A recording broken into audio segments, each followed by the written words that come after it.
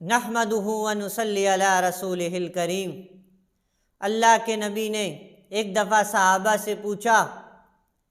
اتدرون ما المفلس، غریب آدمی کون ہے؟ تو صحابہ نے فرمایا، المفلس فینا من لا درہم، مفلس وہ ہے، غریب وہ ہے جس کے پاس درہم دینار نہ ہو، مال و متاع نہ ہو، وہ غریب ہے۔ اللہ کے نبی نے فرمایا، نہیں، میں بتاؤں میری امت کا سب سے غریب آدمی کون ہے؟ تو پھر اللہ کے نبی نے فرمایا، وہ آدمی جو نماز روزہ، حدیث کا مفہوم ہے، وہ آدمی جو نماز روزہ حج زکوٰۃ عمرے صدقہ خیرات نیکی اور بہت ساری نیکیاں جمع کر کے کل قیامت والے دن اللہ کے پاس پہنچ جائے۔ اور فرمایا، جب اللہ کے پاس جائے، جب اس کے اعمال نامے کو کھولا جائے تو اس میں پہاڑوں جتنیاں نیکیاں ہوں، تو پھر اللہ رب العزت اس کی وہ نیکیاں جو پہاڑوں جتنیاں تھی، کسی پہ تہمت لگائی، کچھ اس کو دے دے، کسی کی غیبت کی کچھ اس کو دے دے، کسی کو گالی دی کچھ اس کو دے دے، کسی کا حق مارا کچھ اس کو دے دے، کسی کو دھپڑ مارا، کسی کی زمین دبائی، یعنی حقوق العباد میں یہ لوگوں کے حق مارتا رہا، تو اللہ ان لوگوں کو دیتا رہے حتیٰ کہ اس کے پاس ایک نیکی بھی نہ بچے، عملوں کے باوجود نیکیاں دوسرے لوگ لے کے چلے جائے۔ فرمایا، یہ میری امت کا سب سے غریب آدمی ہے،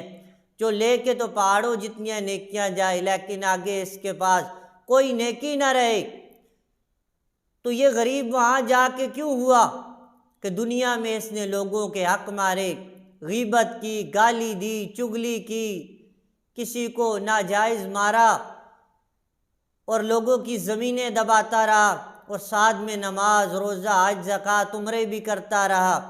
تو یہ وہ ساری نیکیاں یہ لوگ لے کے چلے گئے۔ آج ہمارا بھی یہی حال ہے،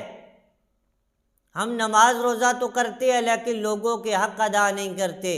نماز روزہ تو کرتے ہیں، ذکر اذکار تو کرتے ہیں، لیکن ہم لوگ غیبت، گالی، چگلی، زبان پہ قابو نہیں رکھتے۔ یہ زبان پہ قابو نہ رکھنے کی وجہ سے، لوگوں کے حق مارنے کی وجہ سے اس کی ساری نیکیاں ضائع ہو گئی۔ کہیں یہی حال کل قیامت والے دن ہمارے ساتھ نہ ہو کہ ہم بھی دنیا میں نماز روزہ حج زکوٰۃ ذکر تبلیغ دعوت یہ کرتے رہے اور کہے ہمارے پاس بڑی نیکیاں ہیں، اور لوگوں کے حق بھی مارتے رہیں اور زبان کو بھی بے دھڑک چلاتے رہیں، جو منہ میں آئے وہ کہہ دیا، فلاں ایسا فلاں ویسا، فلاں یہ کرتا ہے، فلاں وہ کرتا ہے، فلاں تو جہنمی ہے، فلاں چور ہے، فلاں ڈاکو ہے، فلاں جواری ہے، فلاں شرابی ہے۔ جب لوگوں کے پیچھے باتیں کریں گے، لوگوں پہ تہمتیں لگائیں گے، لوگوں کو غلط کہیں گے، لوگوں پہ انگلیاں اٹھائیں گے، تو پھر ہمارے ساتھ بھی یہی حال ہوگا۔ اللہ کے نبی نے پہلے ہی ہمیں بتا دیا کہ نیکی کے ساتھ ساتھ زبان پہ بھی قابو رکھنا، حقوق العباد کا بھی خیال کرنا، کہیں ایسا نہ ہو کہ وہ غریب میں اور آپ نہ بن جائیں، ہمارا حال بھی یہی نہ ہو جائے کہ نیکیاں لوگ لے کے چلے جائیں اور ہم وہاں منہ دیکھتے رہ جائیں۔ تو دعوت فکر یہی ہے، اصل بات سمجھانے کی یہی ہے کہ نماز روزے کے ساتھ ساتھ، ذکر کے ساتھ ساتھ، قرآن کی تلاوت کے ساتھ ساتھ یہ سارے کام ہم کریں، مگر حقوق العباد کا بھی خیال کریں، ماں کا حق، باپ کا حق، بہنوں کا حق، پڑوسی کا حق، مسلمانوں کا حق۔ حدیث میں تو یہاں تک آتا ہے کہ اگر کسی نے کسی سے کوئی ایسی بات کر دی جو اس پہ دل پہ لگ گئی تو سمجھو اس نے اس دوسرے آدمی کو تکلیف پہنچائی۔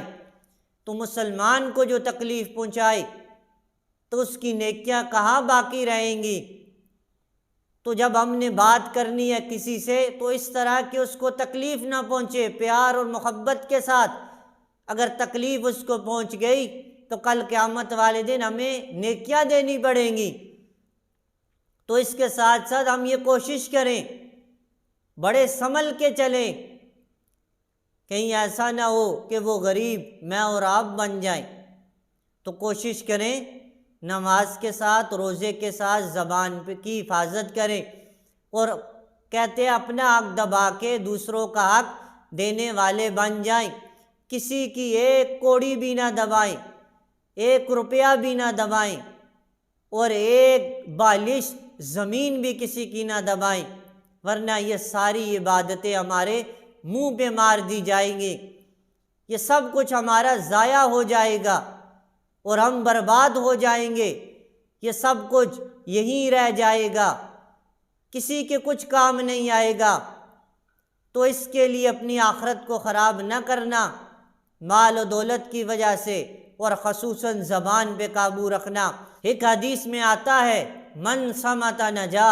جس نے خاموشی اختیار کی، جو چپ رہا وہ کامیاب ہو گیا۔ تو لہٰذا چپ رہیں اور لوگوں کا حق ادا کرتے رہے، اور اس حال میں مرے کہ کسی کا حق ہمارے ذمے نہ ہو، تو نیکیاں تب کام آئیں گی۔ اللہ رب العزت ہمیں ان سب باتوں پہ عمل کرنے کی توفیق عطا فرمائے۔